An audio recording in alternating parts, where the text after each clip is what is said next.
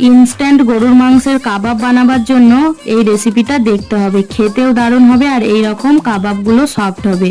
প্রথমেই গরুর মাংসের টুকরোগুলোকে এইভাবে পাতলা করে কেটে নিয়েছি। এদিকে একটা পেস্ট বানাবো, তার জন্য পেঁয়াজ, কাঁচা লঙ্কা, পাতিলেবুর রস, আদা রসুন, ভাজা পেঁয়াজ, লবণ, হলুদ, জিরা ধনিয়ার গুঁড়ো, লঙ্কার গুঁড়ো, কয়েক টুকরো পেঁপে ও সরিষার তেল দিয়ে ভালো করে ব্লেন্ড করে নিচ্ছি।